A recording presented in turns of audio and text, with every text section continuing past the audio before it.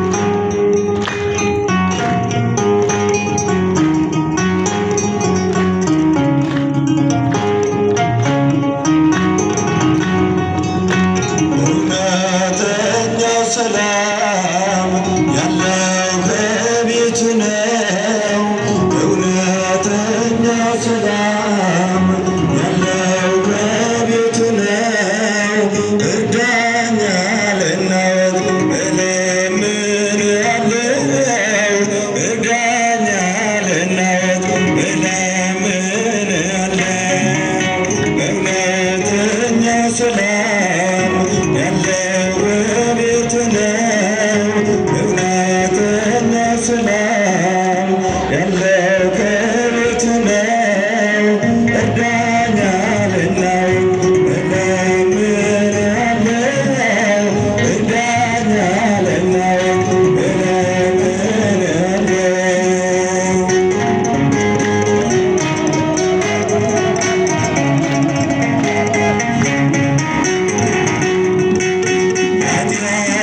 ሳስበው ልቤ ይጨነቃል። አንተ መለየቴ ነፍሴን አድክሞታል። ወደ አንተ መልሰኝ እኔ እመለሳለሁ። እውነተኛ ሰላም ያለው በቤቱ ነው። እውነተኛ ሰላም ያለው በቤቱ ነው።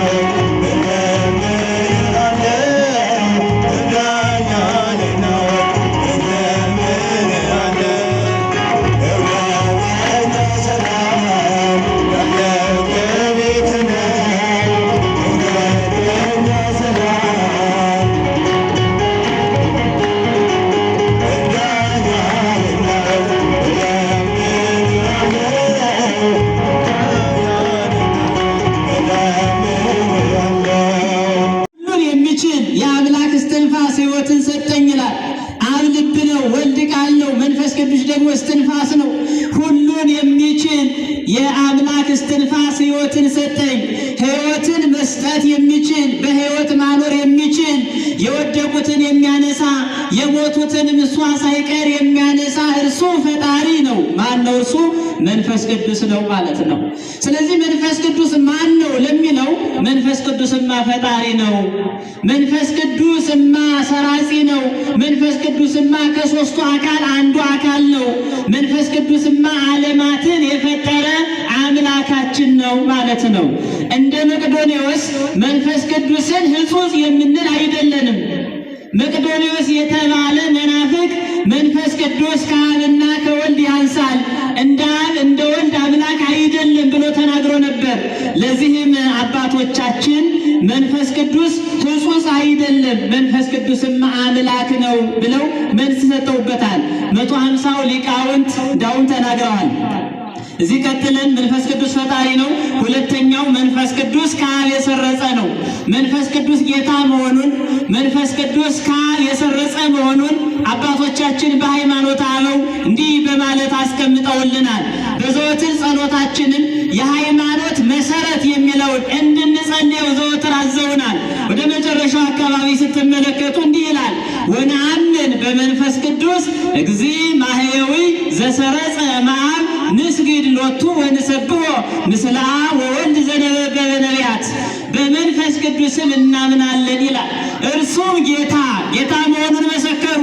ሕይወትን የሚሰጥ ከአብ የሰረጸ ከወልድ አላሉም፣ ከወልድ አልሰረጸም። አንዳንድ መናፍቃን መንፈስ ቅዱስን ከወልድም ሰርጿል ብለው ይናገራሉና መንፈስ ቅዱስ የሰረጸው ከአብ ብቻ መሆኑን ሲያስረዱ፣ መንፈስ ቅዱስ ጌታ ፈጣሪ መሆኑን ሲያስረዱ በመንፈስ ቅዱስም እናምናለን። እርሱም ጌታ ሕይወትን የሚሰጥ ከአብ የሰረጸ ከአብና ከወልድ ጋር በአንድነት እንሰግድለታለን እናመሰግነውማለን ብለው ስርዓትን ሰሩልን። በአንድነት እንሰግድለታለን። ለመንፈስ ቅዱስ የምንሰግደው ስግደት ከአብና ከወልድ የተለየ ስግደት አይደለም። ለመንፈስ ቅዱስ የምናቀርበው ምስጋና ከአብና ከወልድ የተለየ ምስጋና አይደለም። ለመንፈስ ቅዱስ የምንዘምረው ዝማሬ ከአብና ከወልድ የተለየ ዝማሬ አይደለም። አንዲት ምስጋና፣ አንዲት ስግደት፣ አንዲት ዝማሬ ለአብ ለወልድ ለመንፈስ ቅዱስ እናቀርባለን። ሦስቱ አካላት በመለኮት አንድ ስለሆኑ፣ ሦስቱ አካላት ምስጋናን በመቀበል አንድ ስለሆኑ፣ ሦስቱ አካላት ለሰው ልጅ ሕይወትን በመስጠት አንድ ስለሆኑ፣ ሦስቱ አካላት የሞተውን በማንሳት የወደቀውን ከፍ በማድረግ አንድ ስለሆኑ፣ ስለዚህ በመንፈስ ቅዱስም እናምናለናል። እርሱም ጌታ ሕይወትን የሚሰጥ ከአብ ከወልድ ጋር በአንድነት እንሰግድለታለን ብለው አባቶቻችን ሰለስቱ ምዕት ተናገሩ። ስለዚህ ክርስቲያኖች መንፈስ ቅዱስ ማን ነው ከተባላቸው መንፈስ ቅዱስ ፈጣሪ ነው። መንፈስ ቅዱስ ማን ነው ከተባለ ሁለተኛው መንፈስ ቅዱስ ማን ነው? ሰራጺ ነው። ከማን የሰረጸ? ከአብ የሰረጸ። ከማን የሰረጸ? ከአብ ብቻ። ወልድ የተወለደው ከማን ነው? ከአብ። መንፈስ ቅዱስ የሰረጸው ከማን ነው? ከአብ። አንዳንድ መናፍቃን መንፈስ ቅዱስ ከአብም ከወልድም ሰርጿል ብለው የሚናገሩ ስላሉ፣ ስለዚህ መንፈስ ቅዱስ ፈጣሪ ነው፣ መንፈስ ቅዱስ ከአብ የሰረጸ ነው ብለን እናስተምራለን። ቅድስት ቤተ ክርስቲያናችንን ይህንን ታስተምራለች። ስለዚህ መንፈስ ቅዱስ እንደ አብ እንደ ወልድ አንዲት ስግደት የሚሰገድለት ከአብ ከወልድ ያላነሰ አንድ የሆኑ ምንም ልዩነት የሌለባቸው ናቸው። ምን ይላል ሊቁ መሰላችሁ? መቼ ሰረጸ ብለን ደግሞ መመራመር እንደሌለብን አባቶቻችን በሃይማኖተ አበው በምዕራፍ 67 ላይ እንዲህ ብለው አስቀምጠውታል። ልደተ ወልድ ወጻአተ መንፈስ ቅዱስ እምአብ ይትነከር ወይ ይትነገር ወላዕለ ኩሉ ሕሊናት ወይ ይትረከብ። የወልድ ከአብ መወለድ የመንፈስ ቅዱስ ከአብ መስረጽ ይትነከር ይደነቃል እንጂ ወይ ይትነገር አይነገርም። ወይ ትሊያን ላዕለ ኩሉ ሕሊናት ከፍጡራን አእምሮ ሁሉ በላይ ነው አይመረመርም ብለው አስተምረውናል። ወልድ ከአብ መቼ ተወለደ? ጊዜው አይታወቅም፣ ከሰውና ከአእምሮ በላይ ነው። መንፈስ ቅዱስ ከአብ መቼ ሰረጸ? አይመረመርም። ወልድ ከአብ እንዴት ተወለደ? መንፈስ ቅዱስ ከአብ እንዴት ሰረጸ? የማይመረመር ለእኛ አእምሮ ከእኛ አእምሮ በላይ የሆነ ነው። ስለዚህ አባቶቻችን ምን አሉ? የወልድ ከአብ መወለድ መወለድ የመንፈስ ቅዱስም ከአብ መስረጽ ይደነቃል እንጂ አይመረመርም አሉ። ይህ ምስጢረ ሥላሴ ነው። እጹብ እጹብ ብለን የምናልፈው እንጂ ዘመኑን እንዴት እንደተከናወነ በእኛ አእምሮ የሚታወቅ በእኛ አንደበት የሚገለጽ አይደለም። ከሰውና ከመላእክት ከፍጡራን አእምሮ በላይ ስለሆነ በአጭሩ ግን በምስጢረ ሥላሴ እንደምንማረው መንፈስ ቅዱስ ፈጣሪ ነው። መንፈስ ቅዱስ ከአብ የሰረጸ ነው። ሌላኛው መንፈስ ቅዱስ ማን ነው ከተባለ መንፈስ ቅዱስ ጰራቅሊጦስ ነው። መንፈስ ቅዱስ ማን ነው? ማን ነው? ጰራቅሊጦስ። ባለፈው ሳምንት እሁድ ያከበርነው ከትላንት እሁድ በፊት ማለት ነው። መንፈስ ቅዱስ ጰራቅሊጦስ ብለን የምናከብረው መንፈስ ቅዱስን ነው። ለምን ጰራቅሊጦስ? ጰራቅሊጦስ የሚለው የግሪክ ቃል ነው። ጰራቅሊጦስ ማለት መጽንዒ ማለት ነው። መጽንዒ በግዕዝ ነው። ወደ አማርኛ ሲተረጎም የሚያጸና ማለት ነው። ስለዚህ መንፈስ ቅዱስ ማለት ጰራቅሊጦስ ነው። ጰራቅሊጦስ ማለት ምን ማለት ነው ካልን ደግሞ የሚያጸና ማለት ነው። ምን የሚል? ምን የሚል? 6 ትርጓሜዎች አሉት ጰራቅሊጦስ የሚለው አባቶቻችን እንዳስቀመጡልን። አንደኛው የሚያጸና ማለት ነው። ሰማዕታትን ሰማዕታትን በደም ጻድቃንን በገዳም ሐዋርያትን በአጽናፈ ዓለም ያጸና ምእመናንን በምግባር በሃይማኖት የሚያጸና ወጣቱን በመልካም ስነ ምግባር የሚያጸና አባቶቻችን በገዳም ጤዛ ልሰው ደንጊያ ተንተርሰው ድምፀ አራዊትን ታግሰው ግርማ ሌሊቱንም እንዲሁ ታግሰው የሞቀ የደመቀ ከመልበስ ተቆጥበው የላመ የጣመ ከመቅመስ ተከልክለው በገዳም እየኖሩ ስለ ሀገራቸው ስለ ቤተ ክርስቲያናቸው ስለ እኛም የሚጸልዩትን አባቶቻችን በዚያው የሚያጸናቸው ይሄ መንፈስ ቅዱስ ነው። መንፈስ ቅዱስ ማለት ጰራቅሊጦስ ማለት ነው። ጰራቅሊጦስ ማለት ደግሞ መጽንዒ ማለት ነው። በገዳም ያሉትን አባቶቻችንን የሚያጸናቸው እሱ ማን ነው? እሱ መንፈስ ቅዱስ ነው። አንድ ምሳሌ ልንገራችሁ። አንድ ዓለምን ንቆ ወደ ገዳም የሄደ አባት ነበርና እንግዲህ መጀመሪያ ወደ ገዳም ሲገቡ አባቶቻችን፣ እህቶቻችን፣ እናቶቻችን፣ ወንድሞቻችን ዓለምን መናቃቸውና አለመናቃቸው ይታወቅ ዘንድ በገዳሙ ከበድ ያለ ስራ ነው መጀመሪያ ላይ የሚሰጣቸው። ብዙ የተማሩ ሊሆኑ ይችላሉ። ተምረዋል ተብለው ቀጥታ የተሻለ ስራ ይሰጣቸው። አመክሮ የሚባል አለ። የፈተና የጉልበት ስራ ማለትም ዓለምን ንቆ የሄደ ሰው እግዚአብሔርን አገለግላለሁ ብሎ ገዳም የገባ ሰው እንደው ለይሄ ሰው እግዚአብሔርን ለማገልገል የመጣ ነው? ትክክለኛ እግዚአብሔርን ሊያገለግል ነው የመጣ ወይስ እንዲሁ ዝም ብሎ መንኩሼ ልኖር ለታይታ ለእይታ ወይም ለሌላ ነገር ነው የመጣ የሚለውን በደንብ ለማወቅ ከበድ ያለ ስራ ይሰጣቸዋል። እንጨት መፍለጥ፣ ውሃ ማመላለስ፣ ከብት መጠበቅ፣ እርሻ ማረስ፣ ቁፋሮ መቆፈር ሊሆን ይችላል። ምንም ብዙ የተማሩ በቤተ ዘመናዊም ትምህርት በደንብ የተማሩ በመንፈሳዊም ትምህርት ብዙ የተማሩ ቢሆኑ ቀጥታ ወደ አገልግሎት አይገቡም። ሌላ ስራ ነው የሚሰጣቸው። ይሄ ፍተና ለመፈተን ነው እና አንድ አባት ከዚህ ዓለም ተለይቶ ወደ ገዳም ሲሄድ ቀጥታ የተሰጠው ስራ ውሃ ማመላለስ ነበረ። ያ ውሃን የሚያመላልሰው ደግሞ የ5 ሰዓት መንገድ ነው። የስንት ሰዓት መንገድ አልኳችሁ?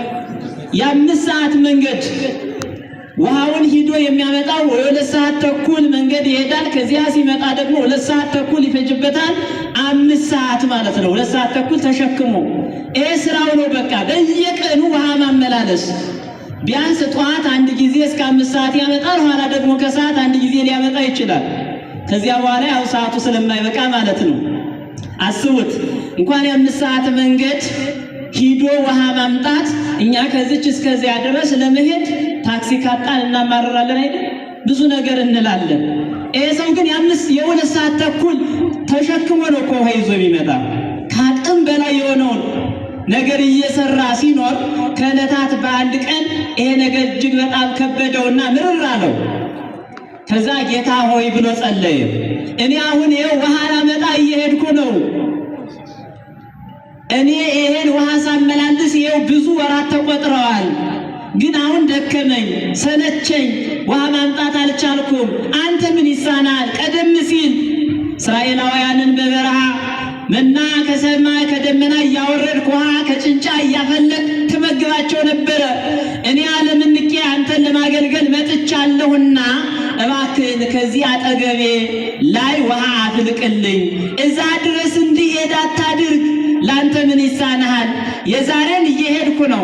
ከነገ በኋላ ግን ወደዚያች መንገድ ወደዚያች ውሃ ለማምጣት ወደዚያች ወንዝ በፍጹም አልሄድም። እኔ መሮኛል፣ እኔ ደክሞኛል፣ ስንት ጊዜ ደክማለሁ። አንተ ምን ይሳናል? እዚህ አካባቢ ውሃ አፍልቅልኝ ብሎ ይህንን ተናግሮ እያጉረመረመ እየሄደ ሳለ ወደኋላ ዘወር ይላል። ዞር ሲል ከኋላው አንድ ሰው መዝገብ ይዞ ይከታተለዋል። አንተ ምንድነህ? ማነህ አለው። አይ እኔማ መልአክ ነኝ አለው። ለካ እግዚአብሔር መልአኩን ልኮለት ኑሯል። ምንድነው የምትከተለኝ? የምን መዝገብ ነው ያዝከው? እርምጃህን እየቆጠርኩ እየመዘገብኩ ነው። እንዴ ለምን እርምጃህን የምትቆጥረው? ለምንድን ነው እርምጃህን የምቆጥረውማ በመጨረሻው ሰዓት የሚከፈልህ በተራመድከው ልክ ስለሆነ ዋጋህን በኋላ እንድትቀበል ዛሬ እርምጃህን እየቆጠርኩ ምን ያህል እርምጃ እንደተራመድክ በየቀኑ እየመዘገብኩልህ ነው አለ። በዚህን ሰዓት የአባት ምን ብሎ ጸለየ? ጌታ ሆይ መንገዱን አርዝምልኝ አለ። መንገዱ ምን በልልኝ? ምን በልልኝ? አያችሁ ክርስቲያኖች፣ መጀመሪያ ረዝሞብኛል ብሎ አማሮ ነበረ። በኋላ ግን መንገዱን አርዝምልኝ አለ። ለምን? መንገዱ ሲረዝም እርምጃው ይረዝማል።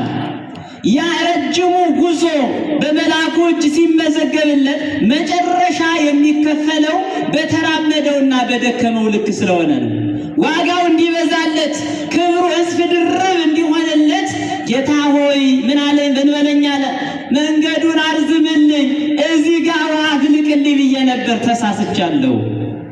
ለካ ከኋላዬ ድካሜን የሚገነዘብልኝ እርምጃዬን በመዝገብ የሚመዘግብልኝ መልአክ አለ። ይህንን ባለማወቄ ነው በየጊዜው የምደክመው ድካም ለካ በከንቱ አይቀርም። መንገዱን አርዝምልኝ አለ። ክርስቲያኖች፣ ለካ እኛ ቤተ ክርስቲያን የምንመላለሳት ምልልስ ወይም ያች ድካም እንዲሁ በከንቱ የምትቀር አይደለችም። ጧት መተን ከሰዓት ስንመጣ ለካ ትመዘገባለች። አያችሁ፣ ጧት ሂጃለሁ ከሰዓት አልሄድም ማለት ለካ ተገቢ አይደለም።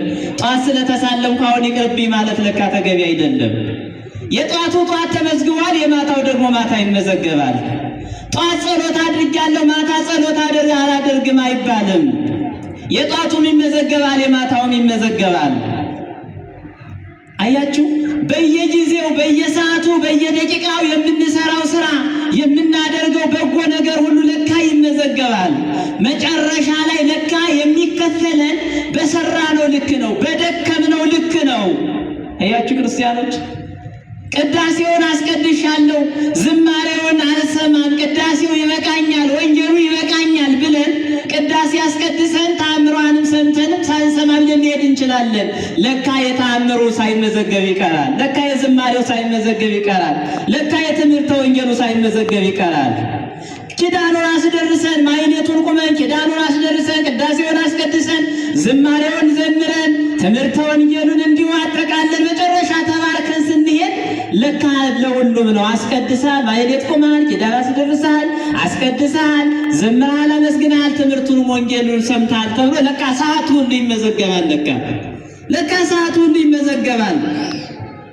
ለካ ክርስቲያኖች አንድ ሰዓት የቆየና አንድ ሰዓት ተኩል የቆየ 2 ሰዓት የቆየ አንድ አይደለም። ለካ መዝገቡ ይለያያል። እናንተ 2 ሰዓት ቆይታችሁ እኔ 1 ሰዓት ከቆየው ለካ የኔና የእናንተ መዝገብ አንድ አይደለም። እግዚአብሔር አያዳላማ፣ ፍትሐዊ አምላክ ነዋ። እኔ በሰራሁት ልክ ነው የሚከፈል፣ እናንተን በሰራችሁት ልክ ነው የሚከፈላችሁ። ይሄ ከሆነ አብዝተን መስራት መቻል አለብን። ሰዓቱ ሄደብን ብለን ማማረር የለብንም። ጠዋት ደርሻለሁ አሁን አያስፈልገኝም ማለት ተገቢ አይደለም። በየጊዜው በየሰዓቱ ወደ ቤተ ክርስቲያን ልንመላለስ፣ በቤተ ክርስቲያን ያሉትን መልካም ስራዎች ልንሰራ፣ በየሰዓቱ የትሩፋት ስራ እያሰብን ልንሰራ ያስፈልጋል፣ ዋጋችን እንዲበዛ ማለት ነው። በዚህ ደግሞ ማን ያጸናናል? መንፈስ ቅዱስ ያጸናናል። መንፈስ ቅዱስ መጽንዒ ነውና፣ ስለዚህ ይህንን አባት አጸና በለው፣ መንገዱን አርዝምልኝ፣ እኔ መንገድ አይሰለቸኝም። እንዴ ድካሜ ሁሉ በእርምጃዬ ልክ እየተቆጠረ የሚመዘገብ ከሆነ ከዚህ በላይ መራመድ እችላለሁ። ሕይወትን የሚሰጥ ጤናን የሚሰጥ ጉልበትን የሚሰጥ እርሱ እግዚአብሔር ያግዘኝ በማለት መንፈስ ቅዱስ እያጸናው ለብዙ ዘመናት ስራዬንም አልለቅም እኔ ውሃ ነው የማመላለሰው ብሎ ውሃ እያመላለሰ ኖረ ይለናል። ስለዚህ መንፈስ ቅዱስ ምንድን ነው ካላችሁኝ፣ መጽንኤ ነው። መንፈስ ቅዱስ የሚያጸና ነው። ሁላችንንም በተዋሕዶ ሃይማኖት ያጽናል። ሁላችንንም በእምነታችን ያጽናል። ሁላችንንም በመልካም ስነ ምግባር ያጽናል። ሁላችንንም በጾም በጸሎት ያጽናል። ሁላችንንም በተዋሕዶ ሃይማኖታችን ያጽናን። ክርስቲያኖች ወለም ዘለም እንዳንል የምናየውን የምንሰማውን ነገር አይተን እንዳንበረግግ፣ መከራው በዝቷል፣ ስቃዩ ተንሰራፍቷል፣ ወደ እኔ ሊደርስ ይችላል ብለን እንዳናፈነግጥ ከተዋሕዶ ሃይማኖት መንፈስ ቅዱስ መጽንኤ ነውና መንፈስ ቅዱስ ሁላችንንም ያጽናል። ሁለተኛው ትርጉም መንፈስ ቅዱስ ማለት ጰራቅሊጦስ ነው። ጰራቅሊጦስ ማለት ደግሞ የሚያነጻ ማለት ነው። መንጽሔ ይለዋል። ምን የሚል የሚያነጻ፣ ከኃጢአት የሚያነጻ፣ ከበደል የሚያነጻ፣ በንስሐ ስንመለስ የሚመልሰን፣ የሚወለውለን፣ የሚያድሰን እርሱ መንፈስ ቅዱስ ነው። አንድ ታሪክ ልንገራችሁ ክርስቲያኖች። በዛሬው ዕለት የምትታሰበው ቅድስት ማርታ በስንክሳር ተጽፋ ያለች ናት። ከኃጢአቷ ያነጻት እርሱ መንፈስ ቅዱስ ነው። የሚገርመው ይህች ልጅ ቅድስት ማርታ ይህች እናት የባለጸጋ ልጆች ናት። በዛሬው ዕለት ሰኔ 3 ቀን በስንክሳር ተመዝግቦ ታሪኳን እናገኘዋለን። የባለጸጎች ልጅ ናት። ግን የባለጸጎች ልጅ ብትሆንም ከልጅነቷ ጀምሮ ዝሙትን የምትወድ ሴት ነበረች። በዚህም የተነሳ የከተማ ጎልማሶችና ሽማግሌዎች ሳይቀሩ ከእሷ ጋር እየተገናኙ እሷን በዝሙት ትኖር ነበረ። መጀመሪያ ሰዓት ከታላላቆችም ከታናናሾችም ጋር ይህንን የረከሰ የዝሙት ስራ በድብቅ በስውር ትሰራ ነበረ። አይቶ የጠራትን ተመልክቶ የጠቀሳትን ሁሉ እሺ እንጂ እምብኝ የማትል ሴት ነበረች። ስራ ሁሉ ይሄ ነበረ። በኋላ ከዚህ ከዝሙቱ መንፈስ የተነሳ ይህንን በስውር በድብቅ የምትሰራውን በግልጽ መስራት ጀመረች።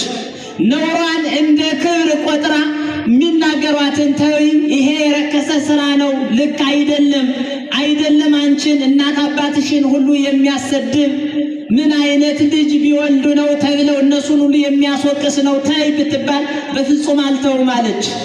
ለብዙ ዘመናት ለረጅም ወላት በዚህ የረከሰ የዝሙት ስራ ከኖረች በኋላ ከዕለታት በአንድ ቀን የባለ ወልድ በዓል ነበርና ሰዎች ሴቶችና ወንዶች፣ ሴቶች ቀሚሳቸውን ለብሰው ነጠላቸውንም ለብሰው ወንዶችም እንዲሁ ነጠላቸውን ለብሰው ወደ ቤተ ክርስቲያን ተሰብስበው ሲሄዱ ተመልክታ እኔ ስለምን ከሰፈሩ ሰው ጋር ወደ ቤተ ክርስቲያን አልሄድም ብላ ነጠላዋን ለብሳ ወደ ቤተ ክርስቲያን ሄደች። ታዲያ ቅጽረ ቤተ ክርስቲያኑ ደርሳ ከቅጽሩ ወደ ውስጥ ልትገባ ስትል ያን በግልጥ የምትሰራውን የርኩሰት ዝራ የዝሙት ስራ ሁሉ በሀገሩ ሁሉ ያቀነበርና የቤተ ክርስቲያኑ ጠባቂ ተመለሽ፣ አንቺ እዚህ መግባት አይገባሽም አላት። ለምን እገባለሁ እንጂ ሁሉ እየገባ ይደል አለች። አንቺ በዝሙት የምትኖሪ ሀገር ያወቀሽ ፀሐይ የሞቀሽ ርኩሰትን የምትሰሪ ሴት ነሽ። የእግዚአብሔር ቤተ መቅደስ የተከበረ ነው። የእግዚአብሔር ቤተ መቅደስ ቅዱስ ነው፣ ንጹሕ ነው። ወደዚህ መግባት አይገባሽም፣ ተመለሽ። በፍጹም እኔ አላስገባሽም። አንቺን እያወቅኩ ስንት ወንዶችን በዝሙት የጣልሽ የረከስሽ ሴት ነሽ፣ አይሆንም፣ በፍጹም አላስገባሽም አላት። እሷም ደግሞ አይ በፍጹም እኔ አልወጣም፣ እገባለሁ። አትገቢም፣ እገባለሁ። ግብ ግብ ተፈጠረ። እዛ ላይ ውስጥ ያለው ኤጲስቆጶሱ ጩኸት ሰማና ወጣ። ሲመለከት እሷ እገባለሁ ትላለች፣ እሷ አላስገባም። ትግል ላይ ናቸው። ምንድን ነው ሲል ይኸው እገባለሁ እያለች አላስገባም እያልኩ። አንቺ ሴት ምን አይነት ነውረኛ ሴት ነሽ? ምን የማታፍሪ ሴት ነሽ? እንዴት ያን የረከሰ የዝሙት ስራ በየጊዜው በየሰዓቱ እየሰራሽ ወደዚህ ቤተ መቅደስ እገባለሁ ብለሽ ታስቢያለሽ? በፍጹም አይሆንም። የእግዚአብሔር ቤተ መቅደስ ንጹሕ ነው፣ ቅዱስ ነው፣ ክቡር ነው። እንዴት እንዲህ አይነት ሀሳብ አንቺ ታስቢያለሽ? በይ ተመለሽ እዚህ አካባቢ እንዳናይሽ ብሎ ኤጲስቆጶሱም ተናገራት። እርሷ ግን እንዲህ ብላ መለሰች፣ ይኸው እግዚአብሔር ምስክር የሆነኝ እኔ ከዚች ቤተ መቅደስ ሳልገባ አልወጣም። ከተቀበልከኝም እኔ ኃጢአቴን ሁሉ ትቼ ንስሐ ገብቼ መንኩሼ እኖራለሁ እንጂ ወደ ቤተ መቅደስ የሚገቡትን ሰው እያየሁ እነሱ ሲያመሰግኑ ፈጣሪያቸውን በረከቱን ሲሳተፉ እየተመለከት እኔ ያን የዝሙት ስራዬን እተዋለሁ፣ ተመልሼ ወደዛ አልመለስም፣ ከተቀበልከኝም እመነኩሳለሁ እንጂ በፍጹም ከዚህ ቤተ መቅደስ ሳልገባ አልወጣም፣ አልመለስም አለች። ከኃጢአት ስራሽ ትመለሻለሽ? አዎን እመለሳለሁ። ከተቀበልከኝም እመነኩሳለሁ ነው። አዎ ይህን የምታደርጊ ከሆነ በቤትሽ ያለውን ገንዘብሽን ሁሉ አምጥተሽ ፊታችን ላይ አድርገሽ በእሳት አቃጥለ ነው ካላየንሽ በፍጹም አናምንሽም አላት። በፍጹም አንቺ ከኃጢአትሽ የምትመለሽ ከሆነ እግዚአብሔርን ለማገልገል የወሰንሽ ሴት ከሆንሽ በቤት ያለችሽን ጥሪትሽን ገንዘብሽን ሁሉ አንድም ሳታስቀሪ ይዘሽ ነይ፣ ዓይንሽ እያየ እናቃጥለው። ከዚያ በኋላ ትገቢያለሽ፣ ንስሐ እንሰጥሻለን፣ ሌላውንም ነገር እናደርግልሻለን። እሺ ብላ ይህች ሴት በቤት ያለውን ገንዘቧን ሁሉ የጆሮ ጌጧን፣ የአንገት ጌጧን፣ የእጅ ጌጧን፣ የእጅ የጣት ቀለበቷን፣ ማንኛውንም ነገር በአጠቃላይ ልብሷንም፣ ጌጦቿንም፣ ገንዘቧንም ያላትን በአጠቃላይ ጭና ይዛ መጣችና እዚህ ቤተ ክርስቲያኑ ፊት ለፊት ላይ አስቀመጠች። ኤጲስቆጶሱና ሌሎቹ ካህናት ያን ገንዘቧን በአጠቃላይ ምን አደረጉት? አቃጠሉት። ከዚያ በኋላ ገባች፣ ንስሐ ሰጧት፣ ራሷን ተላጨች፣ መነኮሰች። መንፈስ ቅዱስ ከኃጢአቷ አንጽቷት፣ መንፈስ ቅዱስ በተጋድሎ አጽንቷት 25 ዓመት ከቅድስት ቤተ ክርስቲያን ከቅጽሩ ሳትወጣ ቤተ ክርስቲያን እያገለገለች ኖረች። በዛሬው ዕለት ታላቅ ቃል ኪዳን ተቀብላ አረፈች። በረከቷ ይደርብን። ከፍ አድርጋችሁ አመስግኗት። ይህች እናት ይህች ቅድስት ማርታ ትባላለች። አያችሁ፣ መንፈስ ቅዱስ የሚያነጻ ነው። ከኃጢአት፣ ከርኩሰት፣ ከዝሙት፣ ከልዩ ልዩ በደሎች መንፈስ ቅዱስ ያነጻናል። አያችሁ። ከዚያ በኋላ ይህች ሴት ምንድን ነው ያለች መሰላችሁ? በቅድስት ቤተ ክርስቲያን ስትኖር ሰውነቷን በተጋድሎ እየገሰጸች እንዲህ እያለች ትናገር ነበር። ነፍሴ ሆይ አለች፣ ነፍሴ ሆይ በጭቃና በድንጋይ ወደ ተሰሩ ቤቶች ለመግባት ከተከለከልሽ በብርሃን ወደ ተሰራው ቤትማ መግባት እንዴት ይቻልሻል? ትላት ነበረ። አያችሁ፣ በጭቃ በድንጋይ የተሰራው ይሄ ቤተ መቅደስ ነው። በምድራዊው ቤተ መቅደስ ለመግባት ጥበቃው አላስገባም ካለሽ እዚያ በብርሃን የተሰራው ጭቃና ድንጋይ የሌለበት ሰማያዊ ቤትሽማ መላእክት እንዴት ያስገቡሻል? ነፍሴ ሆይ ወዮልሽ! በምድራዊው ጥበቃ ፊት ኀፍረትን ከተበላሽ፣ ርኩስ ነሽ ከተባሽ፣ በደለኛ ነሽ ከተባሽ፣ ኃጢአተኛ ነሽ ከተባሽ፣ በዚያኛውማ ፍትሕና ርትዕ በነገሰበት ቅዱሳን መላእክት ባሉበት ስራሽ በሚገለጥበት ያን ጊዜማ ማን ያስገባሻል? ወዮልሽ! ወዮታ አለብሽ! እያለች ነፍሷን እየገሰጸች ስጋዋን እየወሰመች 25 ዓመት መንፈስ ቅዱስ አጽንቷት ከቅድስት ቤተ ክርስቲያን ቅጽር ሳትወጣ እያመሰገነች ኖረች። መንፈስ ቅዱስ ከኃጢአታችን ያንጻን። መንፈስ ቅዱስ በቅድስት ቤተ ክርስቲያን ያጽናን። መንፈስ ቅዱስ መልካም የሆነውን ነገር ሁሉ ያደርገልን። አያችሁ፣ መንፈስ ቅዱስ ምንም ብንበድል እኛ ከቀረብን ያነጻናል። እንዲያውም ምን ይላሉ አባቶቻችን በትርጓሜ? መንፈስ ቅዱስ አለ ፈጽመው ካልራቁት ምንም ኃጢአት ቢሰሩ ፈጽሞ አይለይም ይላሉ። ፈጽሞ ካልካዱት መንፈስ ቅዱስ ፈጽሞ ካልካዱት ኃጢአት ቢሰሩ ፈጽሞ አይለይም። ምን ይላል መንፈስ ቅዱስ? ፈጽሞ አይለየንም። ቸርነቱን እያበዛ ወደ ንስሐ እንድንመጣ የተለያዩ መልእክቶችን በሰው በመጽሐፍም በተነ ፍጥረትም በልዩ ልዩ ተፈጥሯዊ ሂደትም ያመጣል። ነገር ግን መንፈስ ቅዱስን ከካድነው እሱ ፈጽሞ ይለየናል። ያኔ ግን ሕይወት የለንም ክርስቲያኖች። ክህደት እና ኃጢአት ይለያያሉ። ወደዚህ አልገባም።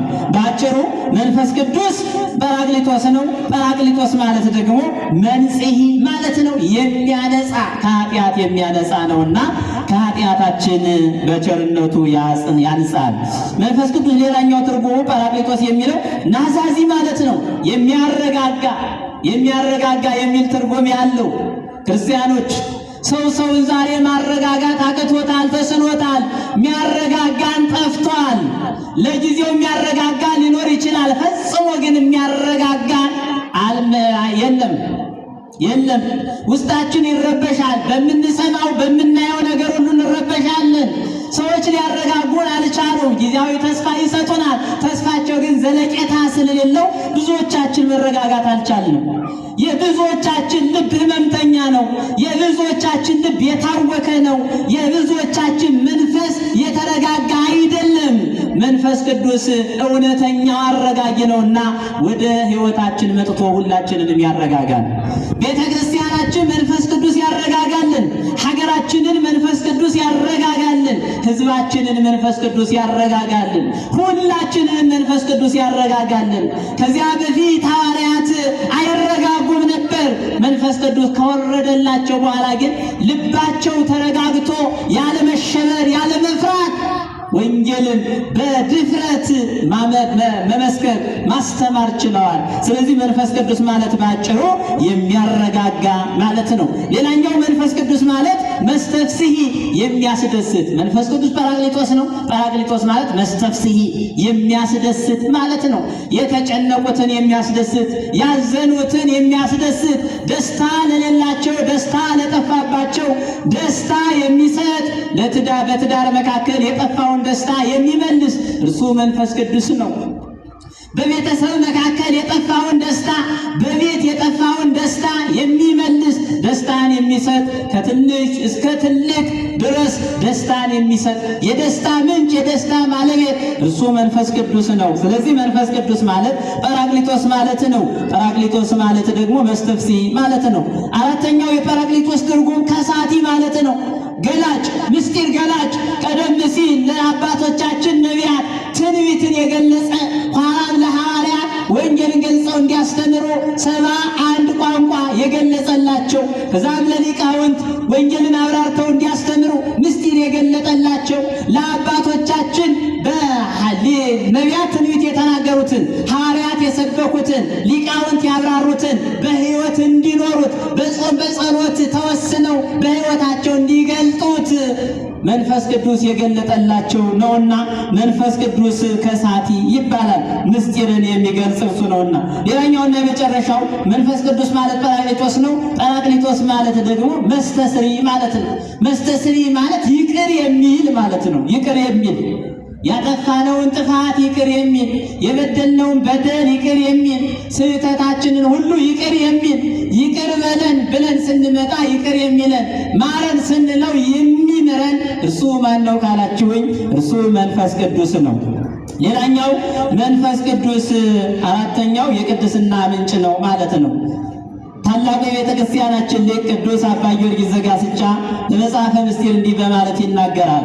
ወመንፈስ ቅዱስ ነቃ ቅድሳትየ፣ የመንፈስ ቅዱስ ስም የቅድስና የምንጭ ነው ይላል። የመንፈስ ቅዱስ ስም የቅድስና የምንጭ ነው። የቅድስና ባለቤት፣ የቅድስና መፍሰሻ፣ የቅድስና መገኛ ማን ነው? እርሱ መንፈስ ቅዱስ ነው። ስለዚህ ክርስቲያኖች መንፈስ ቅዱስ ማን ነው ካልን መንፈስ ቅዱስ ፈጣሪ ነው።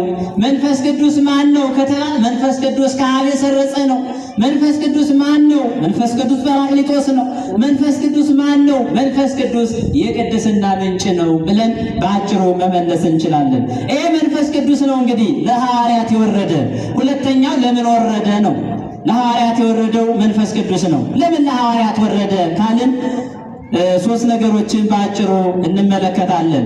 ለሐዋርያት መንፈስ ቅዱስ የወረደው ኃይልን ለመስጠት ነው። ምንን ለመስጠት? ኃይልን ለመስጠት በሐዋርያት ላይ ወረደ መንፈስ ቅዱስ። ከዚያ በፊት ሐዋርያት ኃይል አልነበራቸውም። ከዚያ በፊት ሐዋርያት አቅም አልነበራቸውም። ከዚያ በፊት ሐዋርያት ይፈሩ ነበር፣ ይደነግጡ ነበረ። ክርስቶስ አሳውንና ህብስቱን አበርክቶ ሲመግብ፣ ሙታንን ሲያስነሳ፣ ድውያንን ሲፈውስ፣ ለምጻሙን ሲያነጻ ይከተሉት ነበረ። ከፊት ከኋላ ሆነው ያጅቡ ነበረ።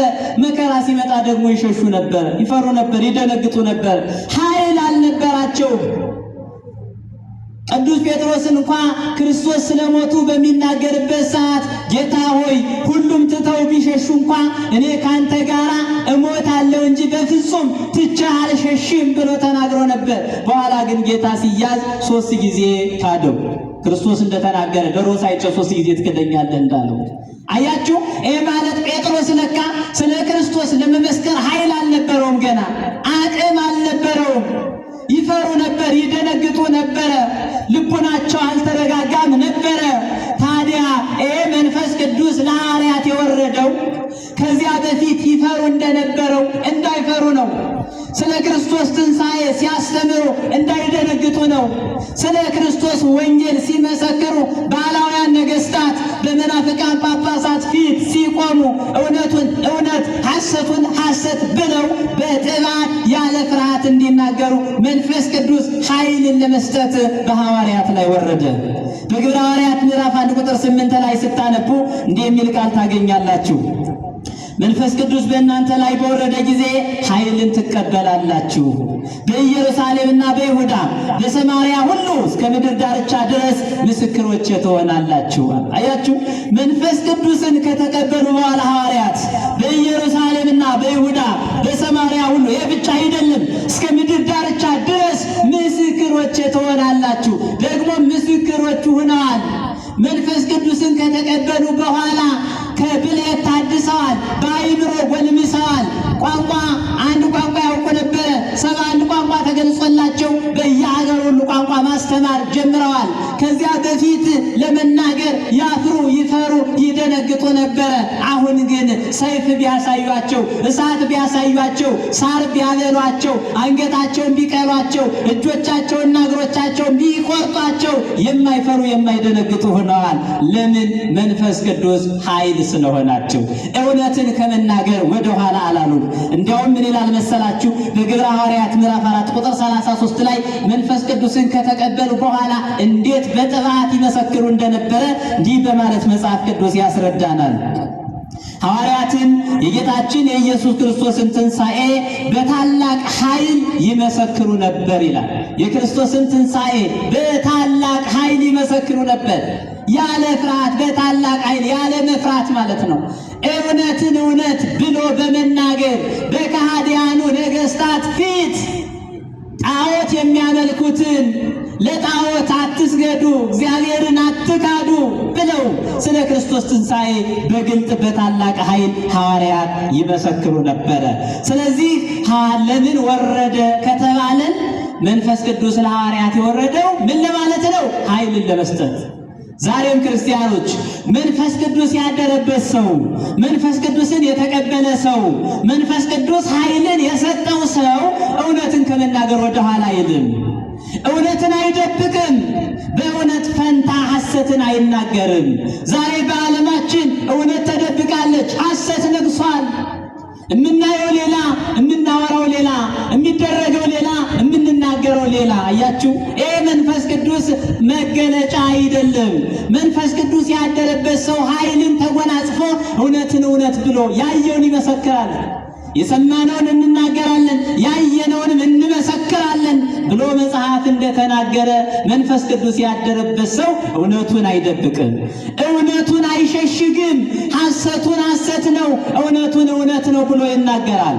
ግን ክርስቲያኖች በዚህ ዘመን እውነቱን እውነት ብሎ ሐሰቱን ሐሰት ብሎ መናገር የሚያሳስር ብዙ ግፍ ብዙ መከራ የሚያመጣ ቢሆንም መንፈስ ቅዱስ ካደረብን ግን እውነቱን እውነት ሐሰቱን ሐሰት ብለን ከመናገር ወደ ኋላ አንልም። እውነትን የምንደብቅ ሐሰትን የምንናገር ከሆነ ግን ገና መንፈስ ቅዱስ አላደረብንም፣ ኃይልን አልሰጠንም ማለት ነው። ስለዚህ ቅዱሳን ሐዋርያት አልፈሩም። ፍርሃትም አያስፈልግም፣ ድንጋጤም አያስፈልግም። መንፈስ ቅዱስ ያደረበት ሰው የሚፈራው ሐሰትን ለመናገር እንጂ እውነትን ገልጦ ለመናገር አይደለም። ስለዚህ መንፈስ ቅዱስ ለሐዋርያት ለምን ወረደ ከተባልን ኃይልን ለመስጠት ኃይልን ከተቀበሉ በኋላ ያለ ፍርሃት እውነትን መናገር ችለዋል። እውነትን እንድንመሰክር እውነትን ገልጠን እንድንናገር በዓይናችን የምናየውን በጆሮአችን የምንሰማውን በእጃችን የምንዳስሰውን እንዳንደብቅ መንፈስ ቅዱስ ኃይሉን በሁላችንም ላይ ያሳድርብን። ያለ እርሱ ኃይል መናገር አንችልምና እርሱን ኃይል አድርገን ግን እውነቱን መናገር እንችላለን። ስለዚህ እውነትን ለመናገር የመንፈስ ቅዱስ ኃይል ያስፈልጋል።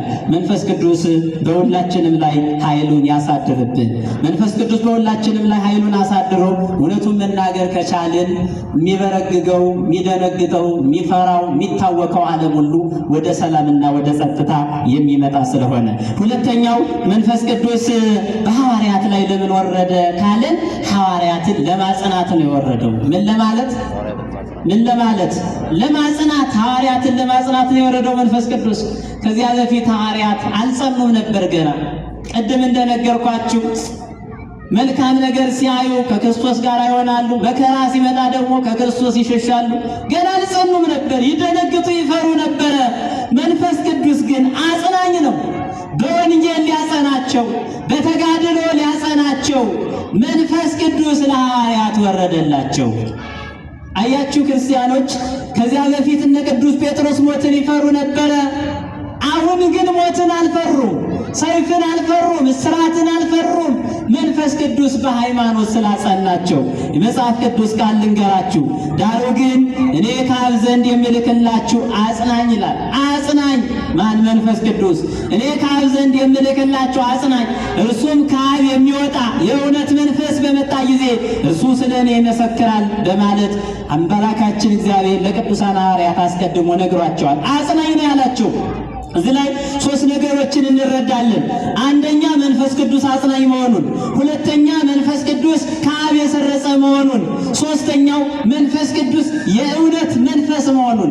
የሐሰት መንፈስ አለና የሐሰት መንፈስ፣ የሐሰት ነቢያት፣ የሐሰት ትንቢት የሚናገሩ ብዙዎች አሉና ከዚያ ሲለየው የእውነት መንፈስ ብሎታል። ስለዚህ የእውነት መንፈስ ለሐዋርያት የወረደው ሐዋርያትን በእምነታቸው ሊያጸናቸው ነው። ሐዋርያትን ለተጠሩበት ዓላማ፣ እዛ በፊት እኮ የተጠሩበትን ዓላማ ረስተው እነ ቅዱስ ጴጥሮስ አሳ ወደ ማጥመድ ሁሉ ሂደው ነበር። ረስተውት ነበር፣ አልጸኑም ነበር። እያንዳንዱ ለተጠራበት ዓላማ ይጸና ዘንድ መንፈስ ቅዱስ ለሐዋርያት ወረደላቸው። ዛሬም በኢትዮጵያዊነታችን ለመጽናት፣ በቅድስት ቤተ ክርስቲያን በኦርቶዶክሳዊ እምነታችን ለመጽናት፣ በመልካም ስነ ምግባር ለመጽናት መንፈስ ቅዱስ ያስፈልገናል። እርሱ በሃይማኖታችን እንድንጸና፣ በስነ ምግባራችን እንድንጸና እርሱ ያስፈልገናልና መንፈስ ቅዱስ በሁላችንም ላይ ኃይሉን ያሳደርብን። መንፈስ ቅዱስ አጽናኝ ነው። ክርስቲያኖች፣ የማትጸኑ ሰዎች መንፈስ ቅዱስን ለምኑት፣ መንፈስ ቅዱስን አሳስቡት። መንፈስ ቅዱስ ሆይ አንተ አጽናኝ ነህና አንተ አጽናኝ በሉት። በእምነት በኩል ወዲህ ወዲያ እያላችሁ ግራ የሚገባችሁ፣ በስነ ምግባር በኩል መውደቅ መነሳት ያገኛችሁ፣ አንድ ጊዜ ሐሰትን አንድ ጊዜ እውነትን የምትናገሩ፣ ምንም መጽናት ያቃታችሁ ሰዎች፣ በማንኛው በስራችሁ መጽናት፣ በጾማችሁ መጽናት፣ በጸሎታችሁ መጽናት፣ በአገልግሎታችሁ መጽናት ያቃታችሁ፣ አቅም ያጣችሁ፣ ድካም የበዛባችሁ መንፈስ ቅዱስ አጽናኝ ነውና እርሱን አጽናን በሉት። በተዋሕዶ ሃይማኖታችን እርሱ ያጽናል። በመልካም ስነ ምግባር እርሱ ያጽናል። እርሱ አጽናኝ ነውና። ስለዚህ መንፈስ ቅዱስ ለሐዋርያት የወረደው ምን ለማድረግ ነው ከተባለ ለማጽናት ነው። ሶስተኛውና የመጨረሻው መንፈስ ቅዱስ ለምን ወረደ ከተባለ መንፈስ ቅዱስ ለማሳሰብ ነው። ምን ለማለት አልኳችሁ? አይሰማም። እንደምን አመሻችሁ፣ እንደምን ቆያችሁ። መንፈስ ቅዱስ ለሐዋርያት ለምን ወረደ? ለማሳሰብ ወረደ። በዮሐንስ ወንጌል ምዕራፍ 14 ቁጥር 26 ላይ እንዲህ የሚል ቃል ታገኛላችሁ። አብ በስሜ የሚልከው መንፈስ ቅዱስ የሆነው አጽና